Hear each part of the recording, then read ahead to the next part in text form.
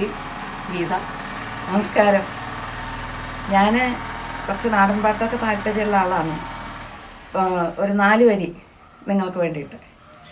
പള്ളിവാള് ഭദ്രവട്ടകം കയ്യിലേന്തും തമ്പൂരട്ടിയേ, നല്ലച്ഛൻ്റെ തിരുമുമ്പിൽ ചെന്നു കളി തുടങ്ങി. അങ്ങനെ.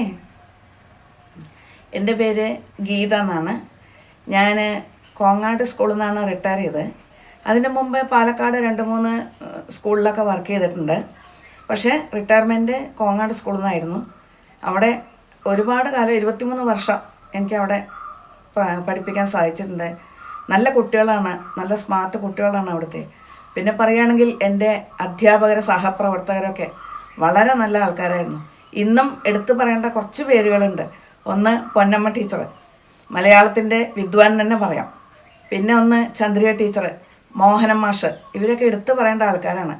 എൻ്റെ എല്ലാത്തിലും കൂടെ നിന്നിരുന്ന ആൾക്കാരാണ് ഇവരൊക്കെ. അപ്പോൾ എനിക്ക് ഞാൻ അവരെ എന്നും എൻ്റെ മനസ്സിൽ ഓർമ്മിക്കും. പിന്നെ ഇപ്പോൾ ഉള്ള ഒരു ടീച്ചറുണ്ട്, സുജാത. അവർ ഞാനുള്ളപ്പോൾ ഉണ്ട്, വളരെ ആക്റ്റീവാണ്. ആ സ്കൂളിൻ്റെ നെടുന്തൂണം തന്നെ പറയാം സുജാത. വളരെ നല്ലൊരു ടീച്ചറാണ്. ഇപ്പോഴും എന്നോട് നല്ല സ്നേഹത്തിൽ തന്നെയാണ്. പിന്നെ കുട്ടികളും അതെ, കുട്ടികൾ എവിടെ കണ്ടാലും ഒന്ന് വിളിക്കാതെ പോവില്ല. ചിലവർ പോലീസായിട്ടുണ്ട്, നല്ല നല്ല പൊസിഷനിലൊക്കെ ആയിട്ടുണ്ട് കുട്ടികൾ. അതിലെനിക്ക് അഭിമാനമുണ്ട്. പിന്നെ ഞാൻ സ്കൂളിൽ എന്തെങ്കിലും ഫംഗ്ഷൻ ഉണ്ടാകുമ്പോൾ എന്നെ വിളിക്കാറുണ്ട്. ഇടയ്ക്ക് ഞാൻ പോവാറുണ്ട്. ഇപ്പം കുറച്ചായിട്ട് അങ്ങനെ പോവാറില്ല.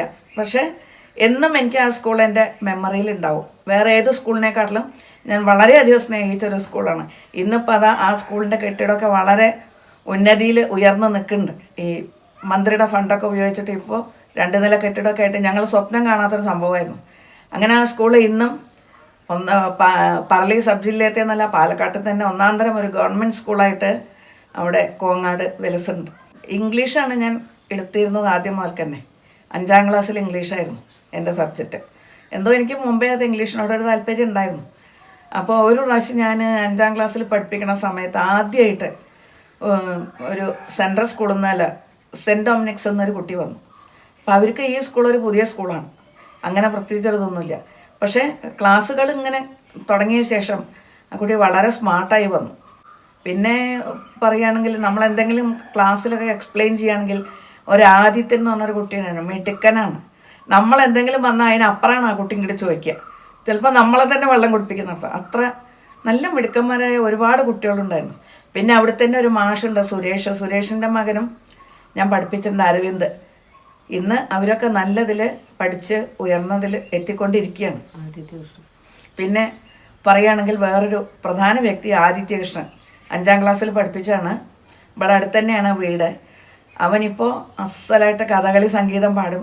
എവിടെ കണ്ടാലും ആ റെസ്പെക്റ്റ് ഉണ്ട്. ടീച്ചർ എന്ന് പറഞ്ഞാൽ ഓടി വന്നിട്ട് കാല് തൊട്ട് തലയിൽ വയ്ക്കും. ഇന്നൊന്നും അങ്ങനത്തെ കുട്ടികളെ കാണും കൂടിയില്ല. അപ്പോൾ ആദിത്യൻ, പിന്നെ ഒരു സാന്ദ്ര ഉണ്ടായിരുന്നു, ഒക്കെ നല്ല പാട്ടുകാരാണ്. അപ്പം എനിക്ക് എന്നും മറക്കാനാവാത്ത കുട്ടികളാണ് ഇവരൊക്കെ. ഗീത കോളേജിലൊക്കെ പഠിക്കുന്ന കാലത്ത് തന്നെ നല്ല സ്കൂളിൽ പഠിക്കുമ്പോഴും നല്ല സ്പോർട്സ് താരമാണ്. നല്ല ഭയങ്കര എല്ലാറ്റിലും നല്ല ഇൻട്രസ്റ്റ് ഉള്ളൊരു സ്വഭാവമാണ്. അപ്പോൾ കോളേജിൽ പഠിക്കുമ്പോൾ ഷൂട്ടിംഗ് കോമ്പറ്റീഷനൊക്കെ പങ്കെടുത്ത് ജില്ലയിൽ തന്നെ ഫസ്റ്റൊക്കെ കിട്ടിയിട്ടുണ്ട്. ഞങ്ങളൊക്കെ തന്നെ ആ ഫോട്ടോ കണ്ട് ഞെട്ടിപ്പോയി. കാരണം ഞങ്ങളൊന്നും അറിഞ്ഞിട്ടും കൂടിയില്ല ഇതിനൊക്കെ പോകണ്ടെന്നുള്ളത്. അങ്ങനെ ഉള്ള നല്ല താല്പര്യമുണ്ട് എല്ലാറ്റിലും. പിന്നെ എൻ്റെ ജീവിതത്തിൽ വളരെയധികം സ്വാധീനിച്ചത് എൻ്റെ അമ്മ തന്നെയാണ്. കാരണം എപ്പോഴും എന്തുണ്ടെങ്കിലും ഇപ്പോൾ ഒരു സാഹിത്യ സമാജം സ്കൂളിൽ ചെറിയ ക്ലാസ്സിലൊക്കെ സാഹിത്യ സമാജം നടക്കുകയാണെങ്കിൽ അമ്മയോട് പറഞ്ഞാൽ മതി, അമ്മ എന്തെങ്കിലും ഒരു വിഷയത്തിനെ കുറിച്ചിട്ട് ഒരു 5 വരി എഴുതി തരും. എന്നിട്ട് അത് കാണാതെ പഠിപ്പിച്ച് അവിടെ പ്രസൻറ്റ് ചെയ്യണം എന്നുള്ളതാണ് നമ്മുടെ നിയമം. പിന്നെ സന്ധ്യ നേരത്തൊക്കെ ആണെങ്കിൽ ശരി, ഈശ്വരനാമങ്ങൾ ചെല്ലാനൊക്കെ അമ്മ വളരെ നിർബന്ധിക്കുമായിരുന്നു. പിന്നെ വേറൊരാളെ പറ്റി കുറ്റം പറയണ അതൊന്നും അമ്മയ്ക്ക് ഇഷ്ടമുള്ള സ്വഭാവമല്ല. എന്നാൽ ശിക്ഷിക്കുകയൊക്കെ നല്ലോണം ശിക്ഷിക്കും, പക്ഷേ ആവശ്യമില്ല, അതില്ല, ആവശ്യത്തിന് മാത്രം. അതേസമയം സ്നേഹം കൊണ്ട് നല്ലപോലെ തലോടും ചെയ്യും. അങ്ങനെ ഒരു വളരെ സ്നേഹനിധിയായ ഒരു അമ്മ തന്നെയാണ് ഉണ്ടായിരുന്നത്. എന്നെ ഏറ്റവും അധികം സ്വാധീനിച്ചത് അമ്മ തന്നെയാണ്. പിന്നെ മരണകാലത്തും കൂടി ഞങ്ങളുടെ ഒപ്പം തന്നെ ഉണ്ടായിരുന്നു. അതും എൻ്റെ വീട്ടിൽ തന്നെയാണ് ഉണ്ടായിരുന്നത്. അതെനിക്കൊരു ഭാഗ്യമായിട്ട് തന്നെ ഞാൻ കണക്കാക്കണം. പിന്നെ പ്രിയപ്പെട്ട എൻ്റെ കുട്ടികൾക്ക് വേണ്ടിയിട്ട് എൻ്റെ ഫോൺ നമ്പർ ഞാൻ പറയാം: 9846992600. ഇപ്പോഴും വിശേഷ ദിവസങ്ങളിലൊക്കെ എനിക്ക് വാട്സപ്പ് ചെയ്യണ കുട്ടികൾ ഇപ്പോഴും ഉണ്ട്. അതൊന്നും മറക്കാൻ പറ്റില്ല. ഞങ്ങളുടെ ശരിക്ക് തമ്പാൻ ഫാമിലി ഹെഡ് ക്വാർട്ടേഴ്സ് പറഞ്ഞാൽ കൊടുവായൂരാണ്.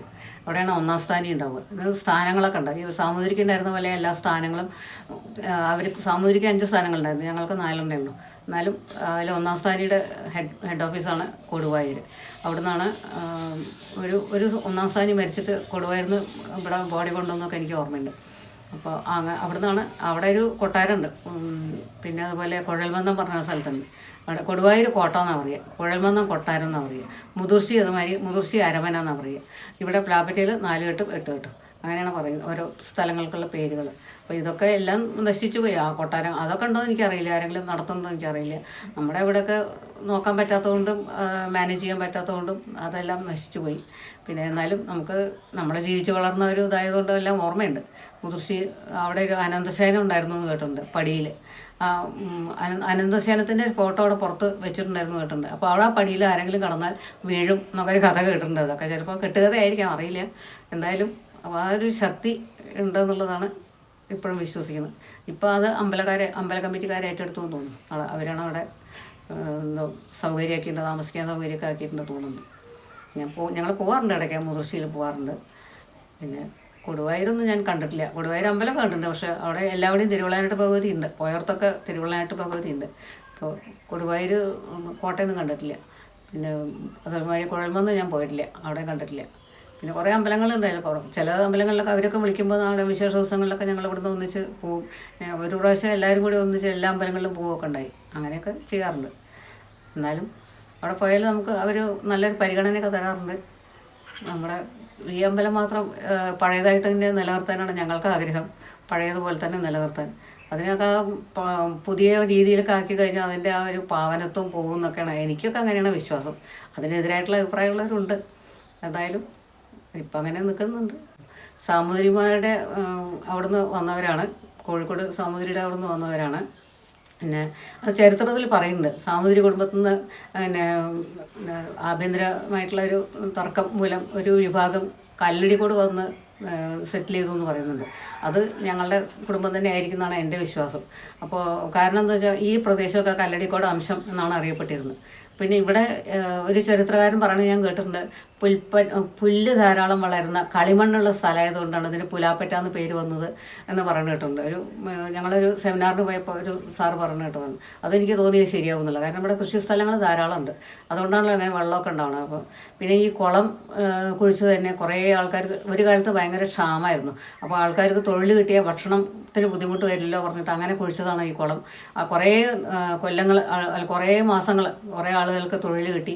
അതിൻ്റെ ഒരു ഗുണം കൊണ്ടായിരിക്കും ഈ കുളത്തിൽ ഇതുവരെ ഒരു അപകട മരണങ്ങൾ നടന്നതായി കേട്ടിട്ടില്ല.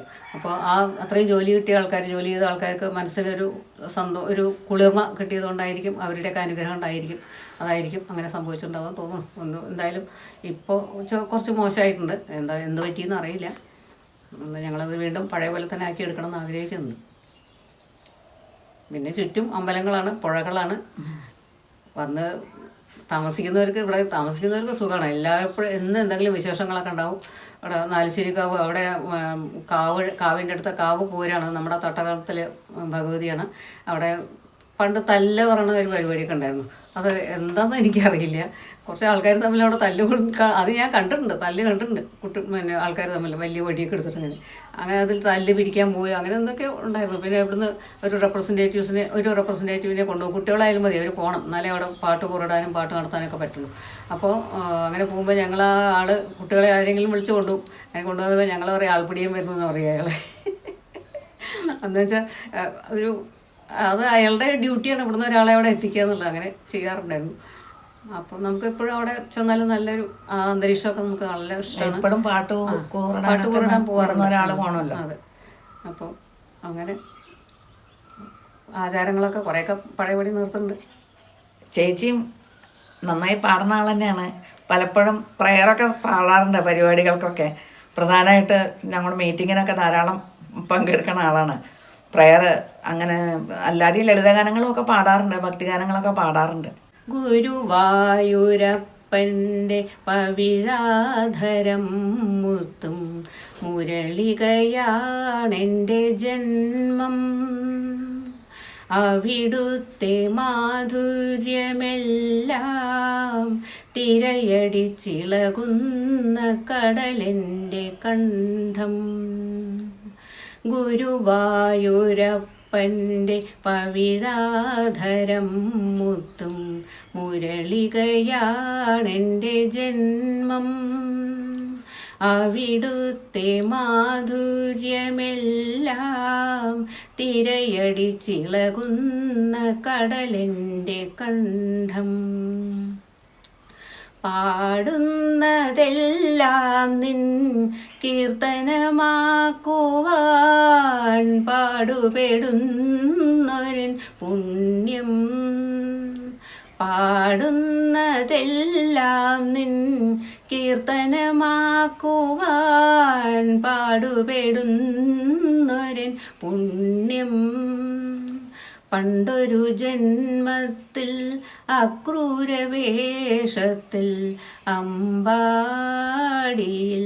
വന്നിരുന്നു. പണ്ടൊരു ജന്മത്തിൽ അക്രൂരവേഷത്തിൽ അമ്പാടിയിൽ വന്നിരുന്നു. അവിടത്തെ പൂഴിയിൽ വീണുരുണ്ടപ്പോഴെന്നാത്മാവു പൂത്തുലഞ്ഞു.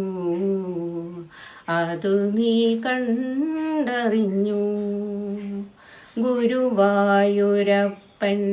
പവിഴാധരം മുത്തും മുരളികയാണെൻ്റെ ജന്മം.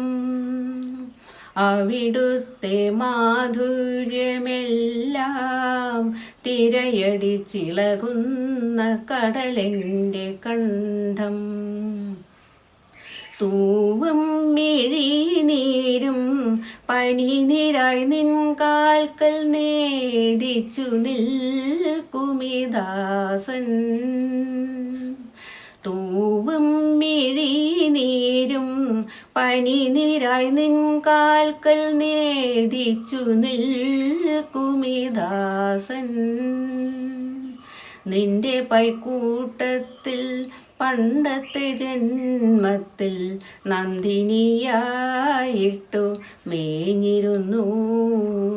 നിന്റെ പൈക്കൂട്ടത്തിൽ പണ്ടത്തെ ജന്മത്തിൽ നന്ദിനിയായിട്ടു മേഞ്ഞിരുന്നു. അന്നെൻ്റെ ഓങ്കാരം കേട്ടു കുളിർത്ത നിന്നുള്ളിലൻ ഗാനമാണോ? ഇത് ബ്രഹ്മരാഗമാണോ?